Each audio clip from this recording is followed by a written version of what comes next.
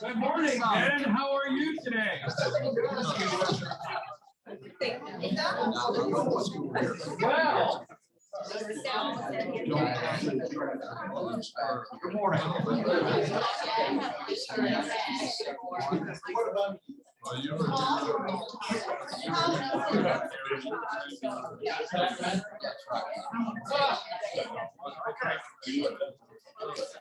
Thank you for coming. And we want to thank our folks that are joining us today via Zoom. Beverly and Marlene, Coker, Danny, Owen, Sharon, Bonnie. We really appreciate you. And Caitlin, thank you for being with us. We appreciate you being faithful through the network. Speaking of network, I'll get with you later. We're on that. Okay, good deal. But again, thank you for coming. Today, I want to ask you some very serious questions today that I hope that you're not offended by. We got through the doubt thing 2 weeks ago, okay? And I did not run over my laptop. It's brand new. Yeah. Wonders never cease. So, Marge, any visitors today that you want to tell us about? Oh my goodness, I wasn't here last week, so everybody looks like one when you're as old as I am. I'm sure there are, but I don't, you know what? I don't know that there are that many visitors. Is he a visitor? Are you a visitor? No. I've been here. So Well, He's been here. he should be here more and he wouldn't be asked that question. Yes, okay. Right, because he is new here to this class. Okay. And those people, his brothers sitting next to him recommended that they come. He comes here. Wow. Ooh. Yes, nice people here. Beautiful Actually, did you students. pick up how friendly people are in here? You had to work to quiet us down. Today, we're going to be studying about the church and conversion and what conversion means to you. But before we do that, it's so good that to me that you have things that you think about occasionally that are very important, but you never do anything about it. And you just think, well, maybe I'm all by myself and nobody else really looks at this problem the way I do. We have a problem with our kids keeping them in church schools. We have a problem with our public schools now trying to indoctrinate our kids into things that we don't really think they should be teaching. And I don't want to get too deep in the weeds on that, but there's been quite a outburst this week about a certain large entertainment company that is catching holy you know what right now. But I don't want to go that way. I want to tell you that in the last 12 weeks, it's about education. And I've always thought we should be marketing our schools to other kids, not just that. Come on, we're crying out loud. If you're afraid of other Christian people coming to our schools, then why don't we just close them and take the money and do something else? I mean, crying out loud. We are here to market to other people about Jesus, and Christian education is one of the things we supposedly do pretty well. Got the health thing, the education thing, in my estimation, has struggled a little bit since the 60s and the 70s. And I don't want to get into the boarding academy issues. I mean, that's a can of worms that I don't know how to solve. My brother spent 20 years trying to save those academies, spent a small fortune, spent a lifetime in 20 years trying to get enough people on board. We'd go play golf and raise $10,000 or $20,000, and it didn't work. We couldn't raise enough money to keep them solvent. But I want to tell you some good news. In the last 12 weeks, Collegedale Academy has enrolled 12 new students for next year. They're not Adventist kids. That's 1 month, folks. 1 a month. Now we need to be enrolling 10 a month or 50 a month. And I think with the world changing like it is and parents finally seeing what their kids are trying to be taught, we've started ringing the bell on this. I mean, the alarm has been sounded. And when I heard this yesterday, 12 kids in 12 weeks for next year. I find that very encouraging, and I hope you do too.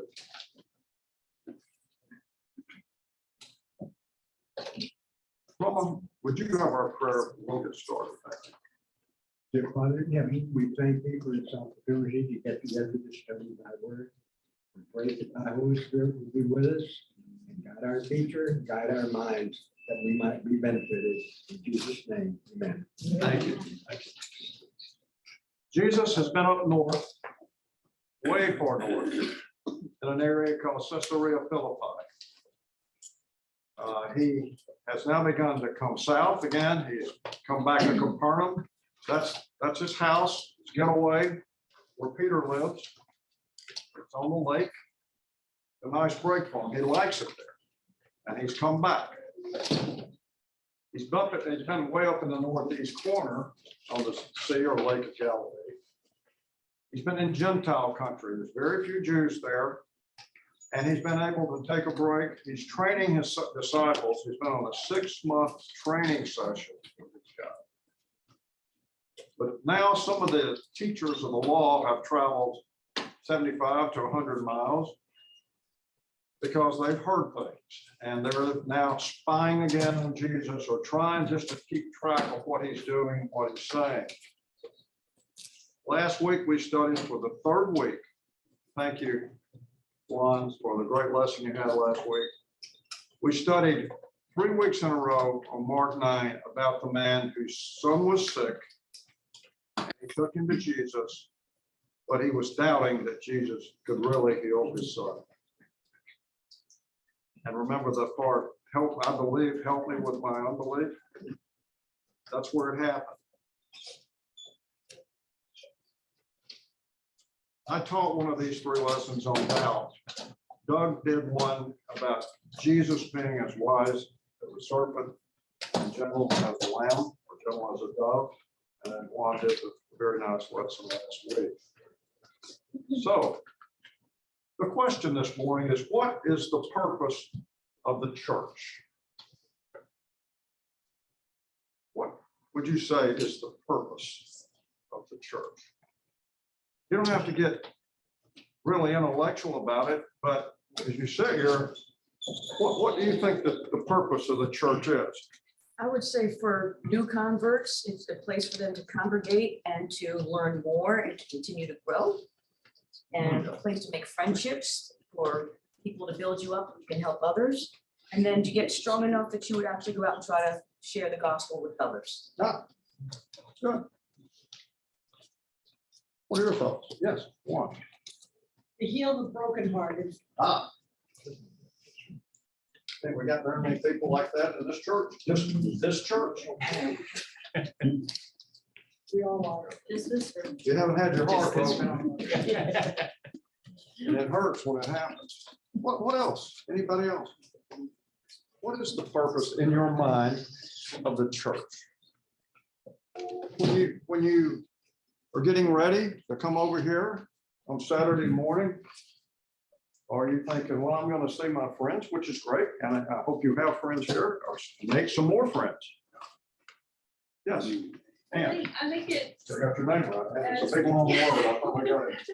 Yes. I think it's a place where, as spiritual maturity is in all different levels, the sharing of gifts for the edifying of the soul.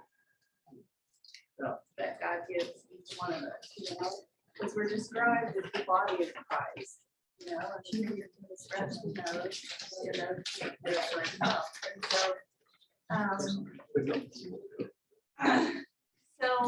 you want me to repeat all? Yeah, good. Have this little loud. Who's your outside world?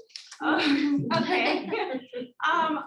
I believe that the church is described as a body, right? And Christ is the head. And so as we are in all different levels of spiritual maturity, God gives each one of us unique and very individual gifts. And I think that makes church actually can be a wonderful place, because as you think the church is a body. I've given the example of, how the finger can scratch the nose when it's itchy or put a Band-Aid on it, when the nose can't do it for itself. And so it's this very dynamic and wonderful thing when it's used for the edifying of the soul. Okay. Great.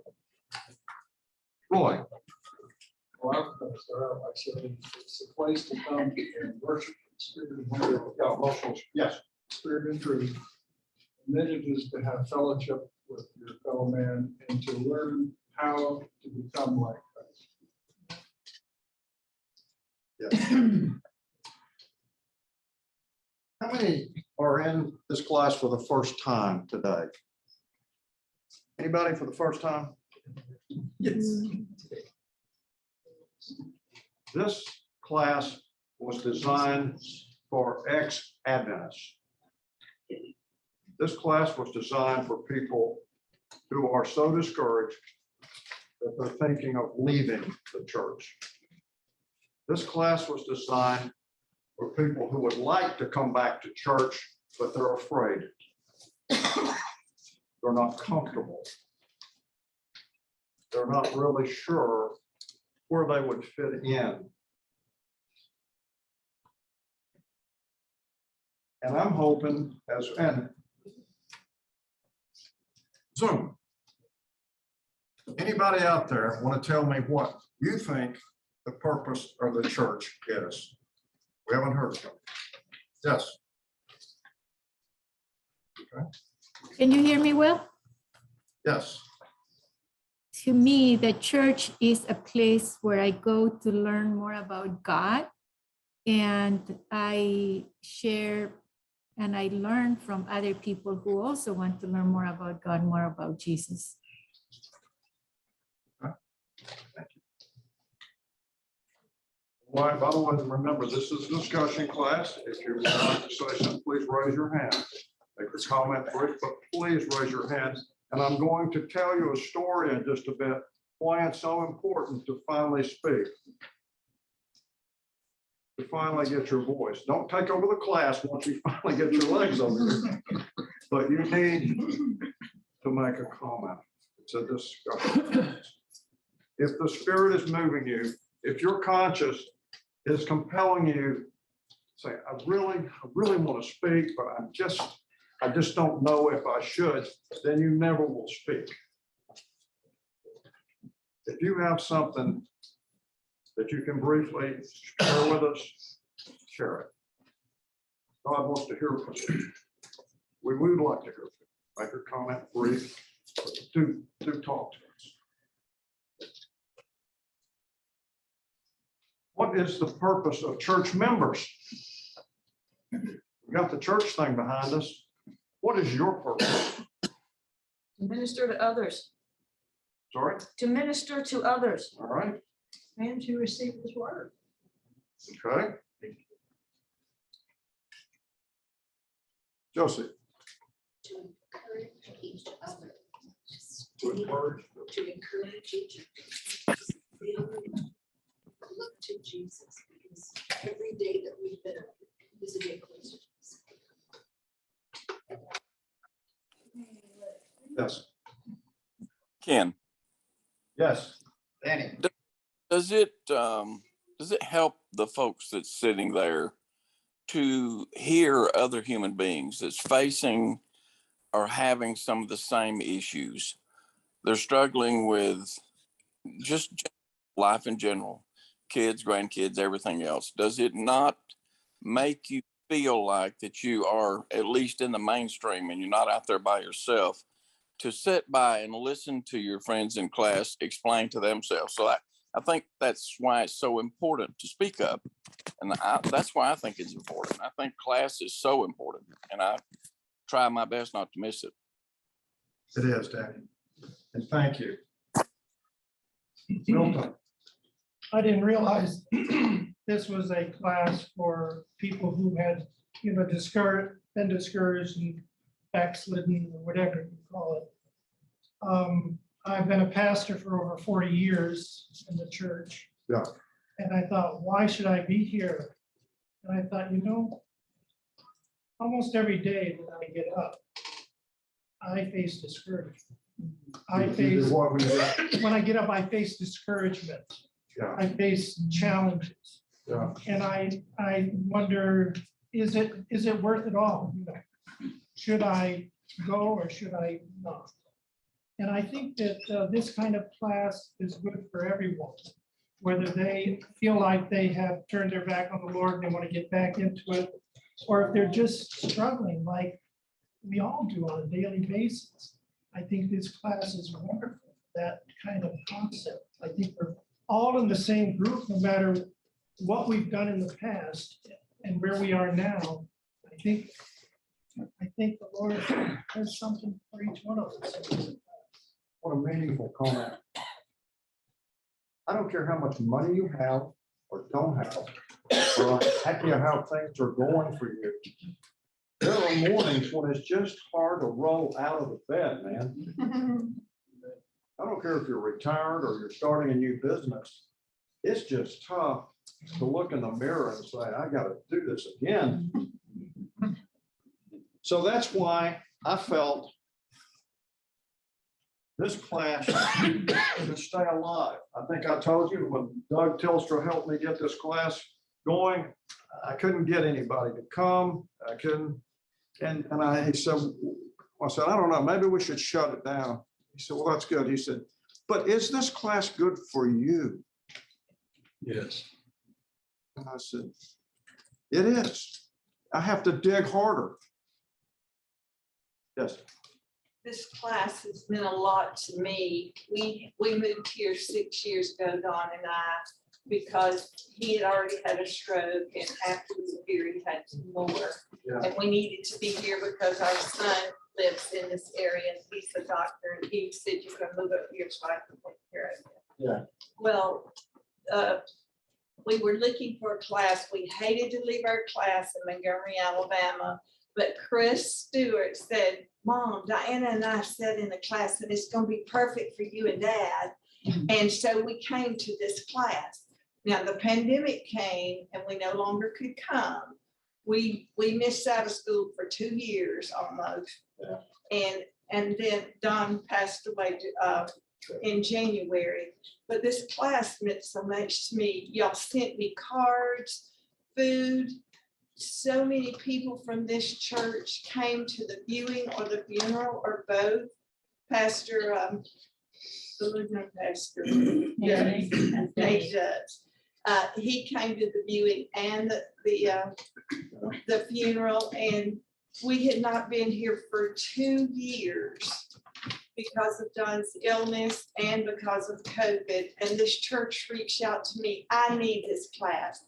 I've been an Adventist since I was 2 years old, but I need the people, I need the interaction where I can talk or not talk.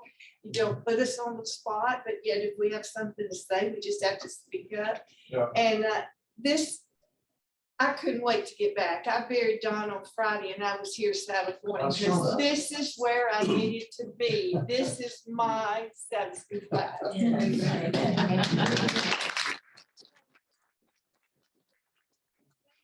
Being what God needed you to be for me, and I'm here. Thank you. What do you bring to the table as a church member? What are you encouraged? Are you bored? Are you enabling others to find their way? Or are you overwhelmed and seemingly backed into a corner as a church member today? Are you just kicking the can down the road thinking, well, God will blind me on the road just like he did Paul, and I'll get on board as soon as I get my vision? Are you kicking the can down the road? Do you feel confused or sometimes lost as a church member? And here's the big one, which I hope I drove home 2 or 3 weeks ago. Are you sometimes filled with doubt? Does it hit you sometimes? Do you doubt? What in the heck what am I doing here? Yeah, I think that in my mind, I like to be a blessing to somebody else. Because if I'm a blessing to somebody else, I get blessed back. So if every day we look for just some little way to bless somebody, to help somebody, to just encourage somebody, you will get that back to the world. I believe that. I mean, maybe I'm out there in left field and I don't keep score. Don't help somebody and start keeping score. We're not 5 years old anymore. If you want to help someone, help them, because someone asked me to help them a few days ago and I said, I just really can't. But then my conscience started bothering me so bad. I had to help this person. I don't even know who this person is. But the point is, don't keep score. If God is moving you to do something, just do it. I promise you, it'll all shake out at the end. Or you're just kicking the can down the road. You see, like it or not, church members are part of the makeup of the church. And here's the rub. The church members really make up the church. And that has been the problem since day one.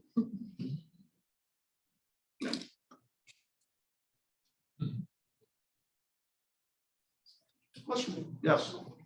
There's an old saying that I remember. It's, would you rather go to church with the hypocrites or not go to church? Because it doesn't matter where you go to church. A lot of hypocrites in there. You can't run on the fact that there are defective people in the congregation.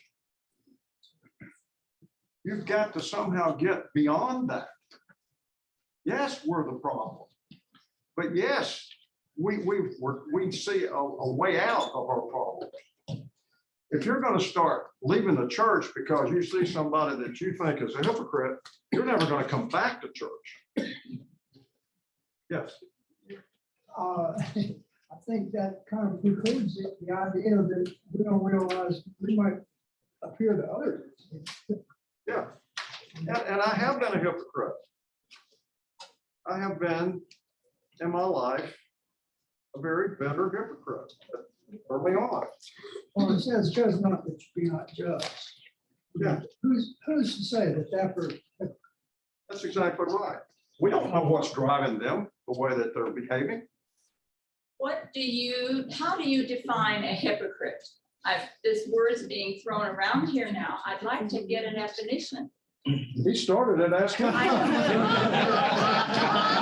was going to probe him and ask him, and I thought maybe other people want to know. Define a hypocrite, Gordon. Well, to me, a hypocrite, and I've had personal experience, still do. Being around them. Yeah, right. Is someone who is pretending to be something they're not, and is trying to tell people how they should live, and they're not doing it themselves. Do you have to use that word pretend? Because we're all guilty of not being what we want to be, right? But we're trying. Well, want to be and claim to be are two different things. Yeah. Okay. Pretending, claiming. It's a nice word, pretend. Yes. Roy. I'd like to I'm opening up a bag of work. We haven't even got out of the gate yet. I would like to disagree with Burton. No.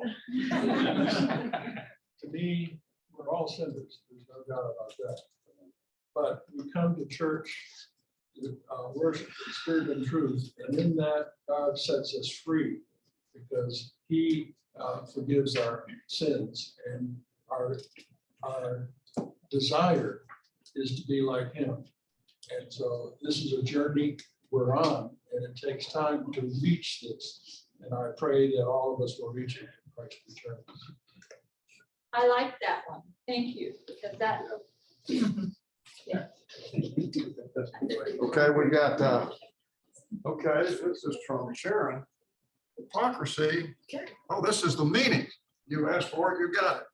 The practice of claiming to have moral standards or beliefs to which one's own behavior does not conform. You're saying one thing, but you're doing another. It doesn't have to be behavior. It can be what's in the heart.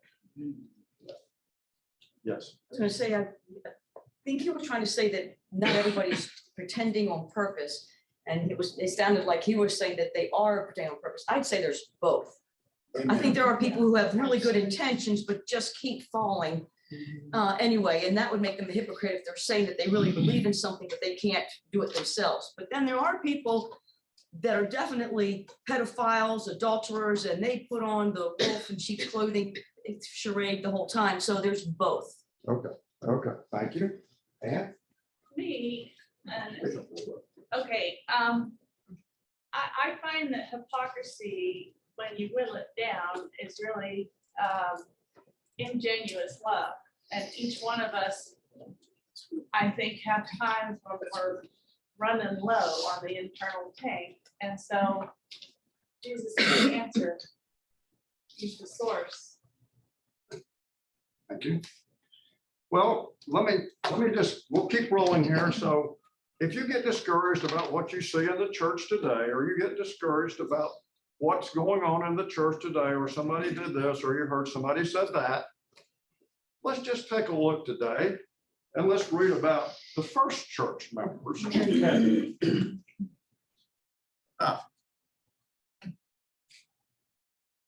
Okay.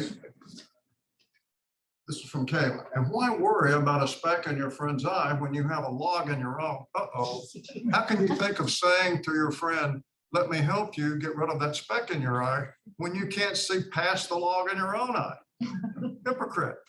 First, get rid of the log in your eye, then you will see well enough to deal with the speck in your friend's eye.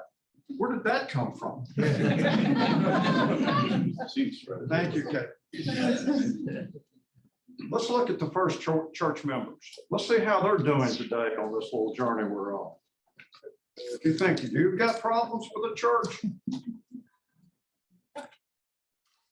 read about it. You see, the disciples are now quarreling with one another. They're fighting with each other. Two of them, which are brothers, have had their mother go to Jesus and intervene for them so they can get the two top spots in the new kingdom. And guess how the other 10 felt about this? In Matthew 20 through 24 says, when the other 10 heard this, they were indignant between the brothers. They were indignant, meaning they're really upset. And Mark 9:33 through 34, that's on page 108 of your harmony.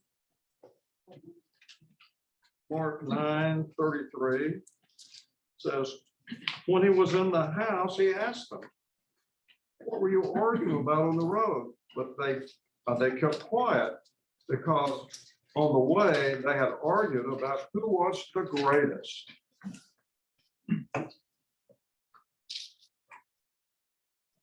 In Luke 22:20, get this one.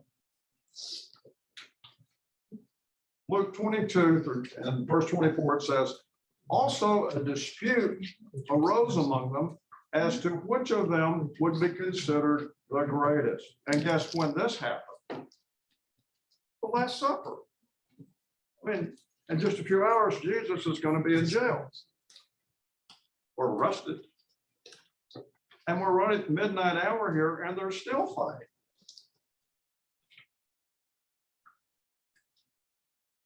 Keith, I was going to ask Keith. Keith's not on today. Is Mindy here? How many? Who's a teacher or a former teacher? I want to ask you a question.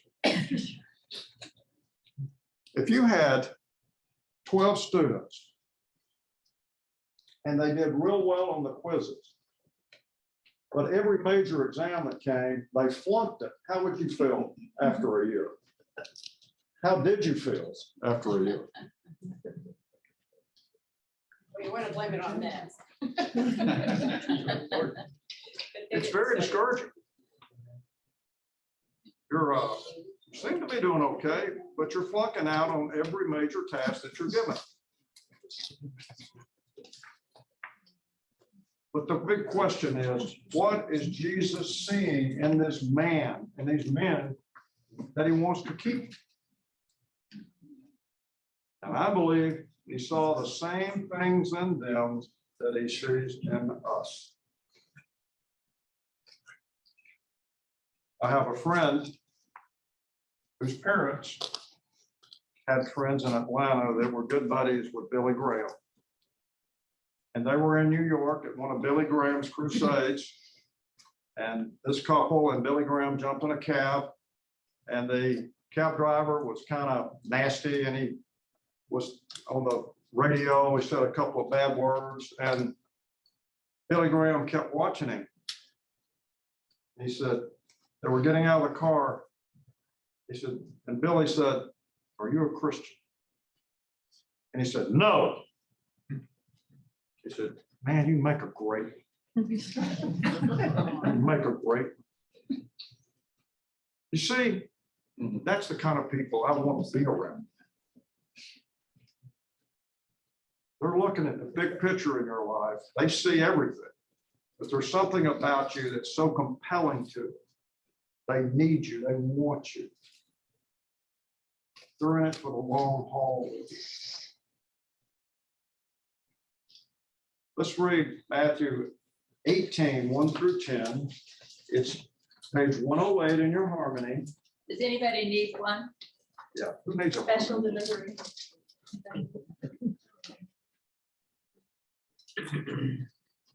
We're just going to read the first 10 verses. It's not for you. It's page 108. We'll go through it very fast. So turn to page 108 in your harmony. And it's number 92 at the bottom of the page. We have three writers in this story, Matthew, Mark, and Luke. But we're going to read from Matthew on the left-hand side. And I'm going to read these 10 verses for you. And so here we go. At that time, the disciples came to Jesus and asked, "Who is the greatest in the kingdom of heaven?" He called a little child and had him stand among them. And he said, "I tell you the truth, unless you change and become like little children, you will never enter the kingdom of heaven. Therefore, who humbles himself like this child is the greatest in the kingdom of heaven.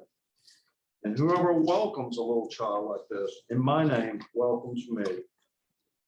But if anyone causes one of these little ones to believe in me to sin, it would be better for him to have a large millstone hung around his neck and to be drowned in the depths of the sea. Woe to the world because of the things that cause people to sin. Such things must come, but woe to the man through whom they come. If your hand or your foot causes you to sin, cut it off and throw it away. Is it better for you to enter life maimed or crippled than to have 2 hands or 2 feet be thrown into eternal fire? And if your eye causes you to sin, gouge it out and throw it away. It's better for you to enter life with 1 eye than to have 2 eyes be thrown into the fire of hell. See that you do not look down on one of these little ones, for I tell you that their angels in heaven always see the face of my Father.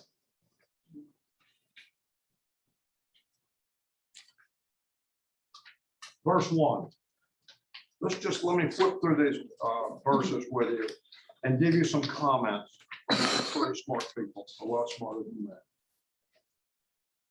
Verse 1, at that time the disciples came to Jesus and asked, "Who is the greatest in the kingdom of heaven?"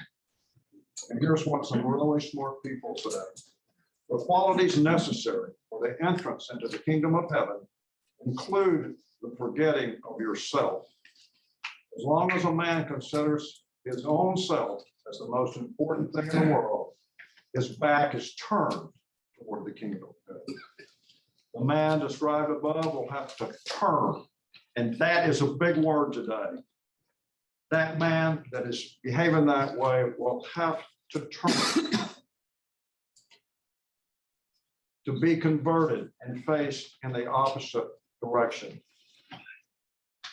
I've often, maybe too many times, mentioned to you that I used to go to Bud Spiritual on Friday afternoon when I got my car washed back in the early 90s.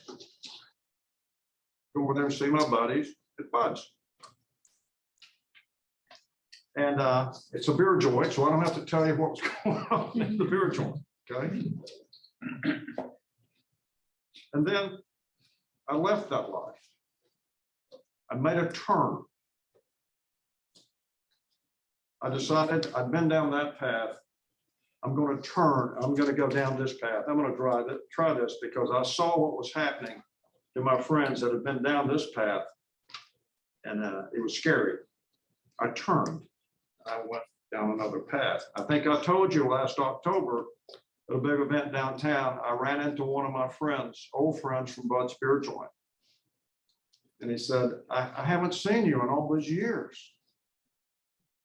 Where have you been? I said, well, I miss you guys, but I had to go a different direction. I had to make a turn, and I went a different path. He stood there for a minute. He said, I wish you'd taken me with you. I've been married 5 times. I have nothing. I have nothing to show.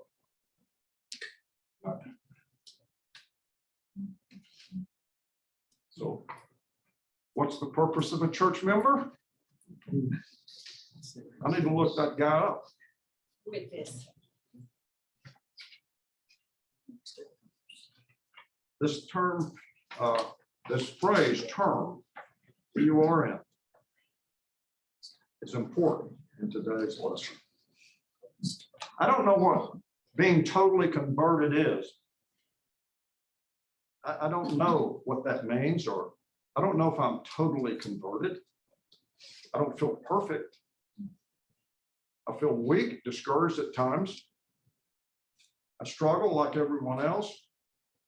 I'm doing pretty good, and then I'll get a phone call about, oh, it's the kids, your children. I'm like, you gotta be kidding.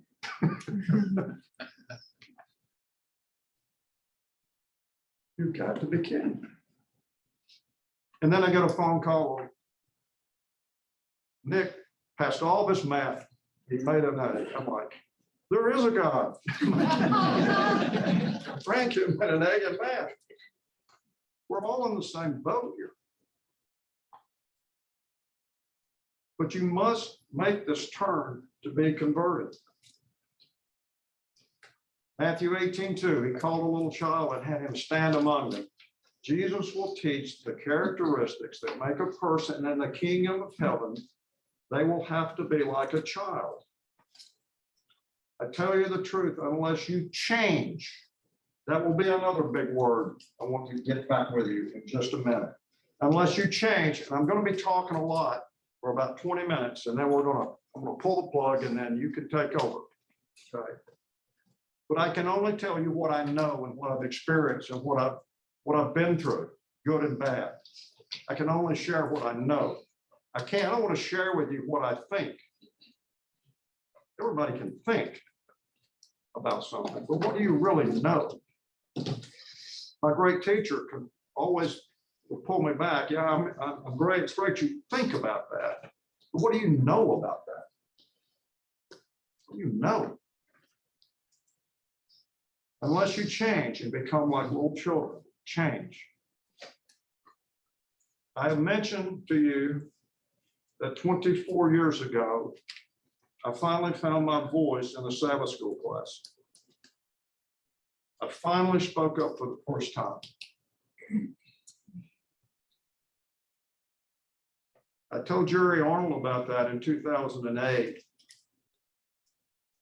He asked me to write it all down and read the speech in all three services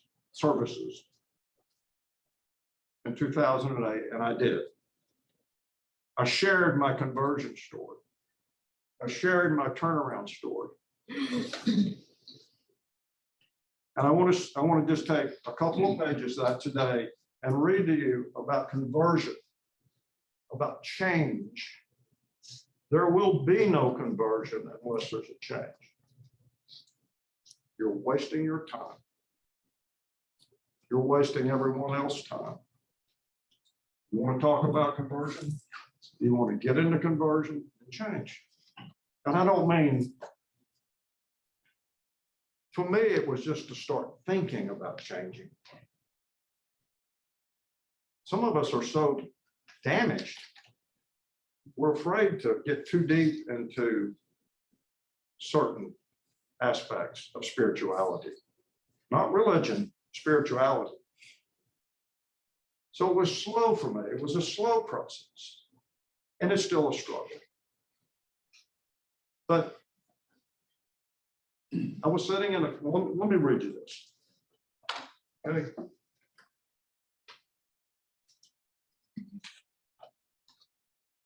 By the time I was 29 years old, I had my own business. I was divorced.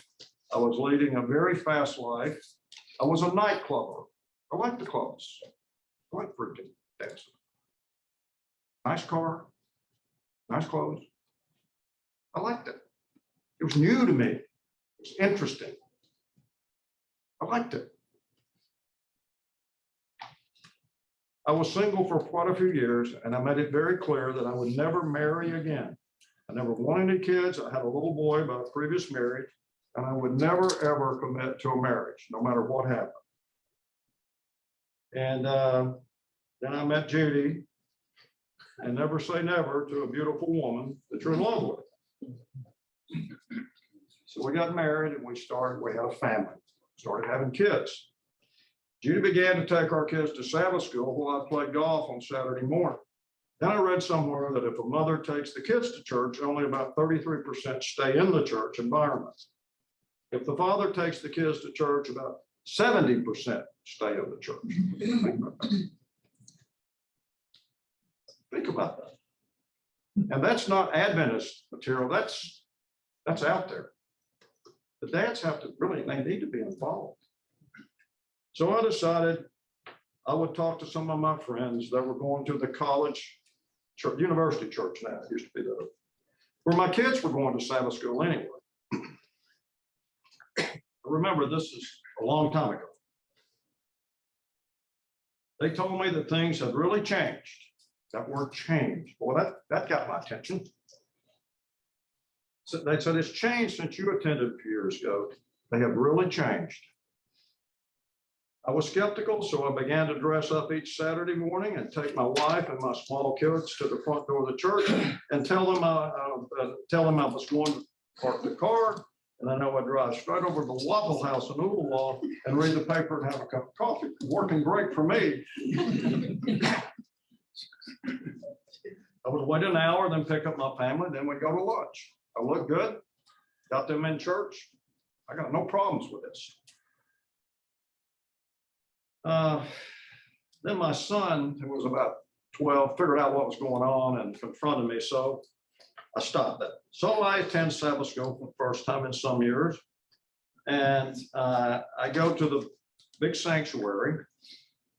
I sit down, and suddenly the speaker, a man in his late 40s, gets up and starts talking about how he had influenced someone at his workplace, but what he had in his lunchbox, and how this gave him this wonderful opportunity to witness. So I get straight up and I walk straight out. The next week I go to another Sabbath school. It's not good, but I stick with it. I finally find a class where it's not so boring, and from time to time I do hear something interesting.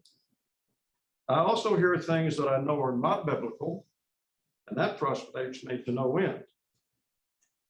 At this time, I am now 49 years old. The year is 1999. There are certain weeks when some people are teaching the Sabbath school class and are taking a full 30 minutes about why I should not reach for a slice of chocolate pie when I go to the Piccadilly restaurant at Hamilton Place. I'm 49 years old. I've got buildings going up all over Chattanooga. I hit a niche. First time in my life, I really hit something I was blowing it out. I was hitting it out of the park every month. And I've got a guy preaching to me about chocolate pie. Well, at this point in my life, I've become the largest developer of office space in Chattanooga. Who would have believed it? I didn't know this at the time, but I knew I was under a lot of pressure. And week after week in these classes, I would hear this kind of stuff. And I would find myself beginning to grip the seat of my chairs, and my knuckles were turning white each week. This isn't doing it for me. I'm under a lot of stress. My business is taking off, and I'm under tremendous pressure. All I want to hear from this crowd is, how do I get from this Saturday until next Friday without killing somebody? That's what I needed to hear. One day I walked into this class and there's a new teacher. It was Wilma McClarty. Remember her? Tremendous English teacher. Tremendous. She was head of the English department. She's teaching and she's reading from a book called The 10 Who Left. Ever heard of that book? 10 what? It's a story of 10 Adventists who had left the church. And the book is written by some Adventist authors. She reads to the class about a woman who had a smoking problem. She was trying to smoke enough before she left for church so as to get through Sabbath school and the church service, but she was trying to get the smell out of her hair and her clothes before she got to church, and then try to get out of the parking lot before someone would see her light up her cigarette. She finally decided it's not worth it. She just quit. She dropped out. She just couldn't take it. There was a story in the book about a man who was kicked out of the church for drinking. He had a record business. He picked up cars, When he discovered, sometimes later, a bottle of whiskey in one of the person's car that had him kicked out of the church. Now, this is in the book. The book also stated, and this is what made my head snap around, ladies and gentlemen. The book also stated that it was believed that there were at least, now remember, this is 20-something years ago, there were at least 2 million ex-Adventists in North America. It also stated there was apparently 900,000 on the books, and only half of them were going to church every week. So you got 900 on the books, 2 million they can find, probably a lot more than that. But you got 900 on the books and they're going to church every other week, maybe. The room became very quiet. There was a lady sitting in front of me that was, in my opinion, a true blue, 3rd generation Adventist, and was the leader of the Sabbath school class that she was starting. She absolutely was flabbergasted. She suddenly raised her voice and started saying, "How could this happen? How could this happen?" And I'm sitting 2 feet away from her thinking, lady, how in the could it not happen? How could it not happen?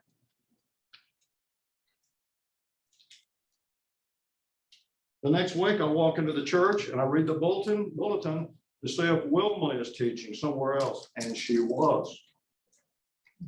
I went to a small class in the University Church. It's in the little library, right off the lobby, and she was teaching. As I sit down, Wilma is reading from the same page about the woman who could not quit smoking. And she read about the part about the lady trying to smoke enough to get through the service. And some older fella in the class started just laughing. He thought that was hilarious. And then it happened. And I can't tell you what inside of me made me do this, but something happened. I raised my hand. I asked if I could speak. And I began, and it came out something like this. First of all, I told them, I truly believe that it had not been for the Adventist church, I would never have received an education. I was the first man in my family to ever go to college. I also believe without the Adventist church, I would never, and I can prove this, have become successful in my business, whatever successful is. And with that said, I want you to know that for 32 long years, I've been attending this church off and on. And for 32 long years, I have never raised my hand. I have never stood up. I've never sang a hymn. I've never said yay or nay. For 32 long years, I have simply sat and watched you people.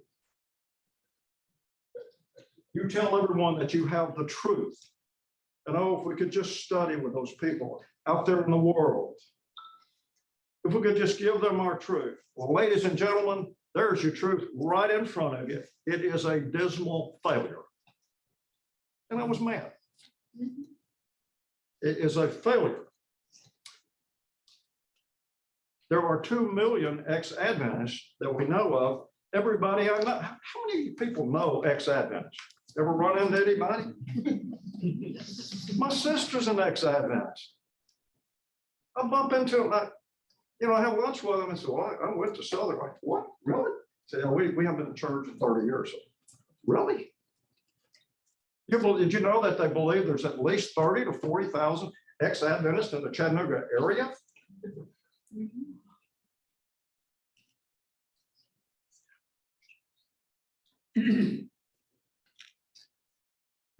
So, if you have such a great message, why isn't this church running over with 3 services a day?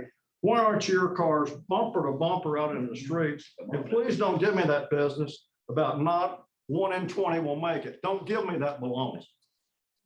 I don't believe that. I've never believed that. You say I was pretty upset.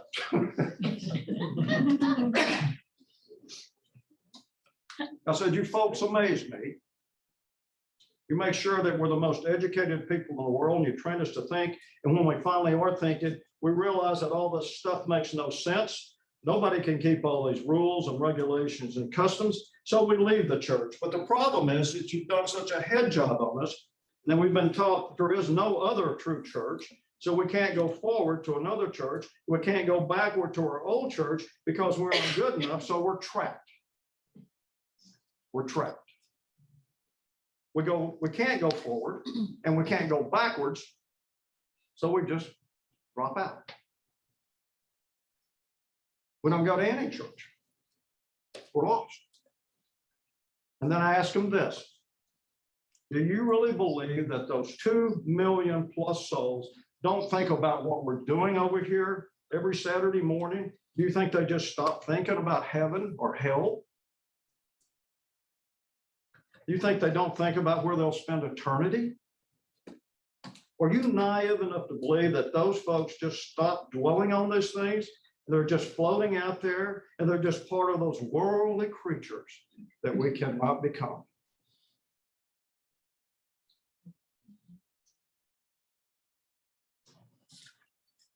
Your problem is you don't know how to sell your product. You have this prophet. And you dress her up and make her look some really strange, weird person. Some ridiculous pictures of her. And you wonder why our kids are so confused about her books. You don't even know how to market her. If this church was run like a business, heads would roll from the top down. Then I told them, we've been bringing our children here to Sabbath school since they were big enough to tote in a basket. Every Saturday morning they're here, and every Saturday morning of my little girl's life, they walk into the same Sabbath school class week after week. And you know the first thing they ask them? Are you a visitor? And you know why? Because they wear earrings. A few weeks ago, my wife walked into a Sabbath school class, and I told her, don't ever go in there unless I'm with you. It's dangerous.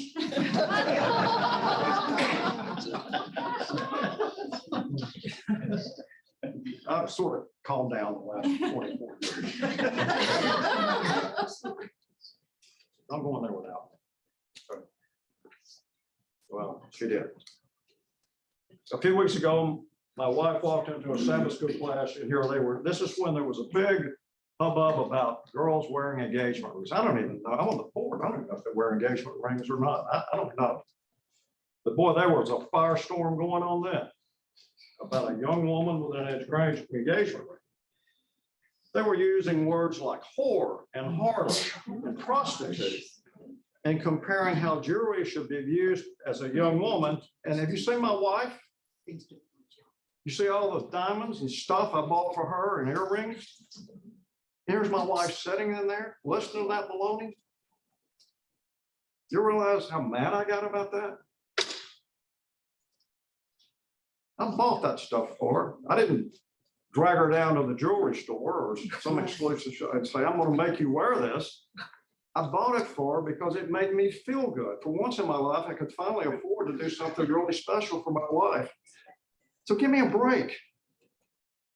I'm not apologizing for it. She hasn't taken it off yet, by the way, either. I said, I knew you people had lost your way, but I didn't know you had lost your minds as well. And here's the kicker. Why will you not change? Why are you so beyond this concept of Jesus, what Jesus says? He just said, unless you change and become like little children, you will never enter the kingdom. And the question was to them that morning, why will you not change? I said, for those who champion Ellen White, which I didn't at the time, wonderful lady, but she wasn't part of my life. And I said, for those of you who champion Ellen White, remember early on, she was not a Sabbath keeper, but she changed. Her hours for keeping the Sabbath were not as they are today, but she changed. Her views on the state of the dead were not like they are, weren't as they are today, but she changed all that. Why is this concept so foreign to you?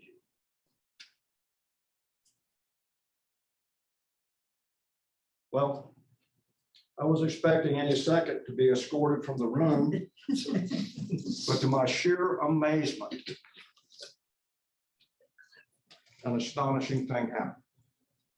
The oldest people in the room began to nod their head. I was amazed. And what they said? They said, he's right. He's right.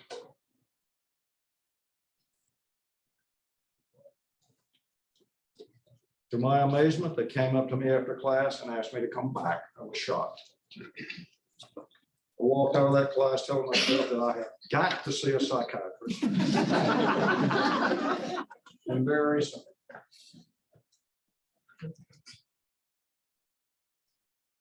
Thank you. Good for you, Ken. Amen.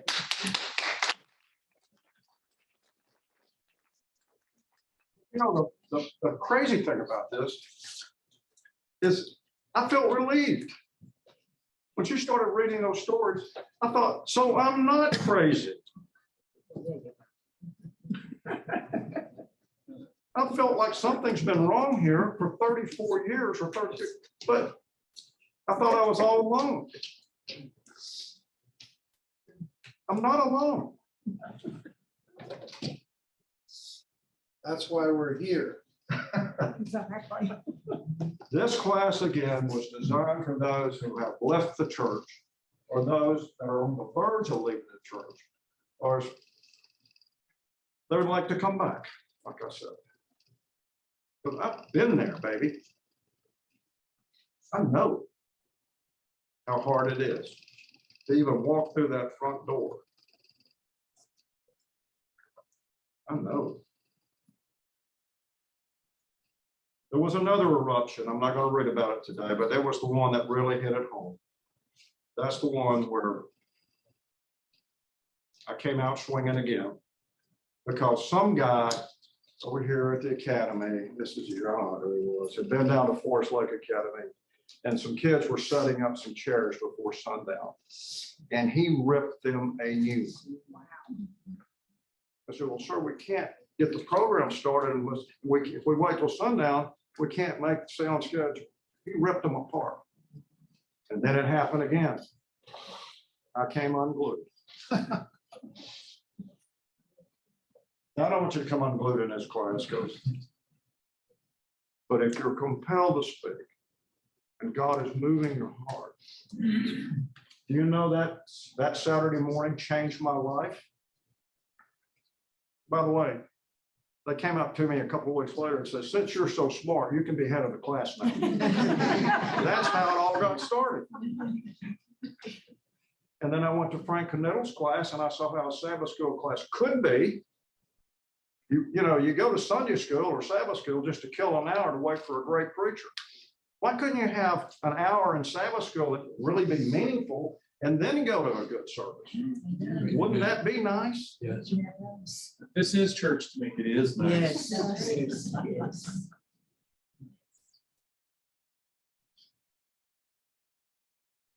Jesus sees that these 12 have developed a huge problem. Children are able to forgive and forget. That's tough. But I felt at the time, my church just wanted to forget about me. And my question that was on my mind is, there's 2 million of us out here, or 30 or 40,000 in Chattanooga. What's the rescue plan?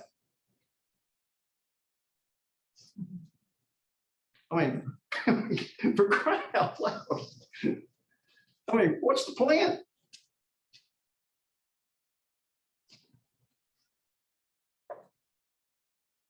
Children have a sense of wonder and trust.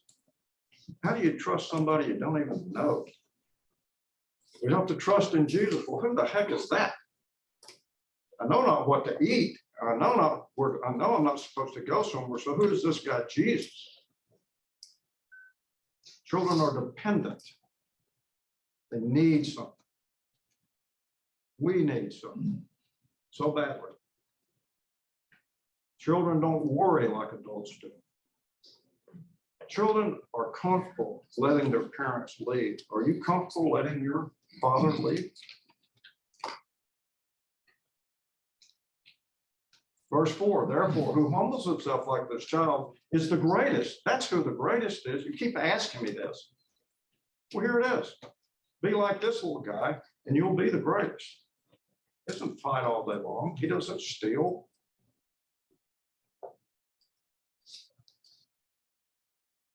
Matthew 23 says, whoever exalts himself will be humbled, and who humbles himself will be exalted. Whoever welcomes a child like this, it says in verse 5, in my name welcomes me. According to the Greek, the little child can mean a new beginner in the faith. That's what I want to talk to you about. This child, this word child in the Greek, can also mean a new convert, someone who has just decided to make that turn. That's someone who's trying to be a new convert. Both meanings apply. A little person or a new person in the church. Verse 6, but if anyone causes one of those little ones who believe in me to sin, it would be better for him to have a large millstone hung around his neck and to be drowned in the depths of the sea. The Jews took this view as very much an unforgivable act, believe it or not, causing someone to sin. Jews were afraid of the ocean. They were afraid of the sea. They thought there were monsters in it. Paul was the first Jew that I really knew of or read about. He traveled everywhere. He sailed. He went by boat. That was very unusual for a Jew. And the thing about the millstone, we learned this years ago from Doug. The Romans knew that the Jews were afraid of the sea, so they would take someone out, put a millstone around his neck, take him out on the shore, wait for the tide to come in, and he would drown. As the tide came in, he couldn't move, and the Jews in that area were made to see it. They had to watch this execution. That's why this story is so compelling, the way Jesus used it at that time. Verse 7, woe to the world because of the things that causes people to sin. Causing people to sin. Little kids causing them to sin. Where I went to high school, in Chatsworth, Georgia. They had a smoking area. I mean, kids were already smoking in grade school, but when you got to high school, you could smoke. Their parents smoked. There were kids in high school who were already drinking. I grew up in a very rural, poor area. Liquor was being made in the woods still. There were moonshiners. People drank. So their kids would see that. Ken,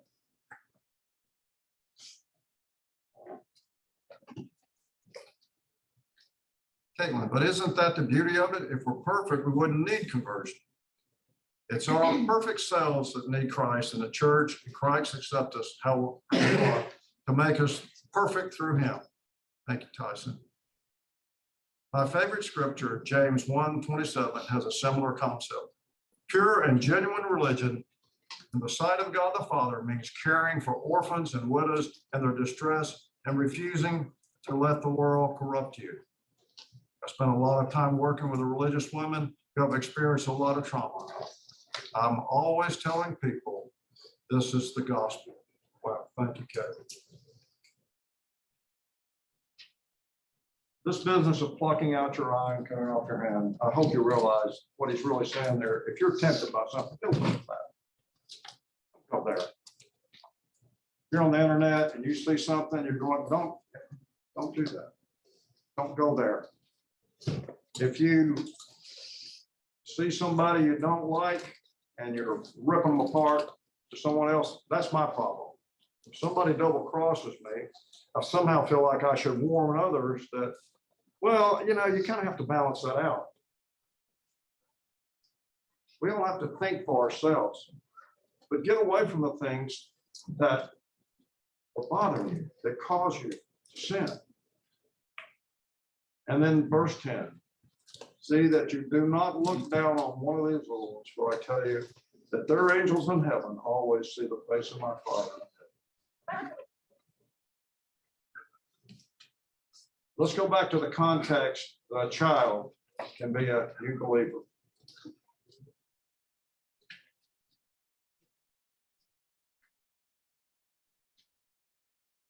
Have you noticed in your past experience, we have a new person coming into the church? There's a tendency for some of our brethren to make them into a very hard, right-wing, dogmatic person. When I first started this class, it was upstairs. It was called Women of the Bible. I thought that was a great idea. We studied about women of the Bible. Well, there's not enough stories about women in the Bible. So we ran out of material pretty fast. Unfortunately, I wish we had more stories about women. There was a lady that came in. I didn't know her.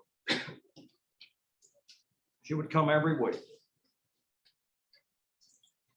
One day after class, she said, "Can I talk to you for a minute?" I said, "Yeah." She said, "How long have you been an Adventist?" I said, "A long time." I said, "How long have you been an Adventist?" She said, "A year."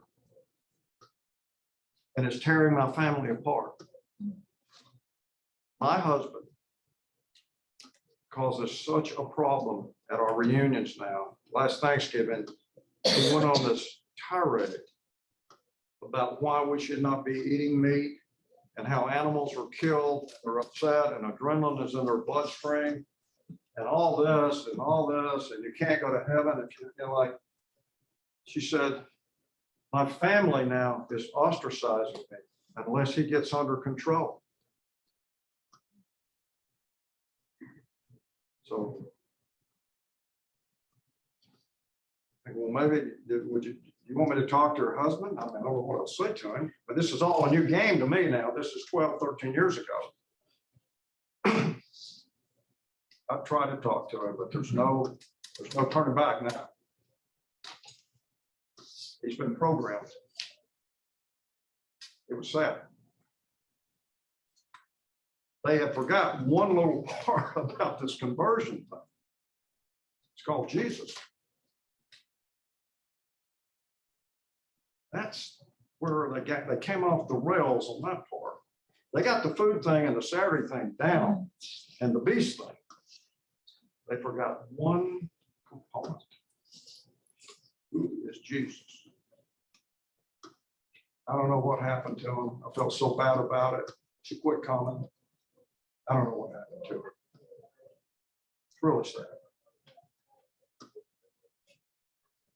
I have a good friend in this class. I'm not going to tell you who it is, but his initials are John Cosgrove. There's a former member of this class. I don't know if he was ever a member, but he doesn't like this class. I don't think he really likes me, or I don't think he really likes anybody, but that's okay too. And every time John sees him, he's giving him a hard time about what he does on Saturdays. Really hard time. Well, the funny part is John's not an Adventist. And the rate he's going, I don't think John ever will be. If we keep this up. My mother used to have a very bad temper, and she controlled it for decades. And I have this cousin who was a bigwig in the Church of God in Mexico, and she loved Cornelio. So a few years before she died, she said, "Do you think Cornelio will ever start keeping the Sabbath?" And before I could stop, I said, "Well, I hope not." Meaning he's saving souls by the dozens every month in Mexico. Why would he leave a position when he's doing God's work? And, you know, boy, she came off the rails. She got hot. I hadn't seen it since I was little. She got hot. And she left in a huff. And she let me know all about my shortcomings. And she let me know where I had failed here and failed there. But it really didn't bother me. I still cared for her. I knew how she was. But I thought we were about saving souls for Jesus. Maybe I missed something on the board when we drew the play up. But I kind of thought that's what we were all about here.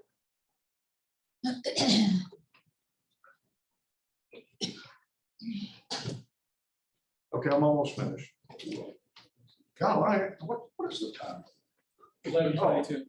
So it's almost, what is that? Am I over, or I can't read that? Yeah, you're. You're great. Ken, may I say something? Yeah, I can. Ken? So the lesson around to be like children. And one of the characteristics of a child is, like a 5-year-old, I think they say that this child was around Jesus. They're not judgmental. And if I understand correctly, something that it turned you off and it turns a lot of us off from the church is judgmentalism. You mentioned John Cosgrove a few minutes ago. So a few months ago, I was talking to somebody, a church member, about John Cosgrove and how he leads our Sabbath school class. And he said, that will never happen in our church. I just listened and I was sad because we limit ourselves by not listening to other people. And Jesus never said, if you are from this religion, this is the ones that you need to listen. He said, if you are like a little child like this, and that's what Jesus wants. He wants our heart. I think that's where you're getting at, if I'm correct. Thank you. Hey, I'm sorry. This was not much of a discussion class today. How many would like to forgive him right away? Ken. We didn't get into forgiveness. Next. Forgiveness is huge. I wanted to talk to you about forgiveness, but we don't have time. We have no time. There can be no forgiveness. There can be no heaven. There can be nothing without forgiveness. It has to happen. I'll read you this. Forgiveness says you're giving another chance to make a new beginning. There is no love without forgiveness, and there is no forgiveness without love. Forgiveness is the fragrance that the violet sheds on the hill that has just crushed it. To forgive is to set a prisoner free and discover that the prisoner was you. Sorry about all the screaming and yelling this morning. Sorry about all the preaching. Sorry about my conversion has been so like a roller coaster. But I feel pretty good today. You've got to make that turn. You've got to go down that new path. Will you get off the path? You sure will. Are you going to fall off the path? Yeah, stumble. Yeah, you will. But if you're willing to pull yourself back up and you're willing to dust yourself off, it's worth it. I am living proof today with all my faults and all my failures. My wife could take over right here on that one. I believe in conversion. I really believe it can happen. If it can happen to some smart, jerk, bitter person like me, it can happen. Duane, we have our prayer. God, thank you for your transforming power to rescue us from the depths, the pits of our own choices, our craziness, our judgmentalism, our criticism. Give us your tender heart to love each other as you have loved us. In Jesus' name. Thank you for coming.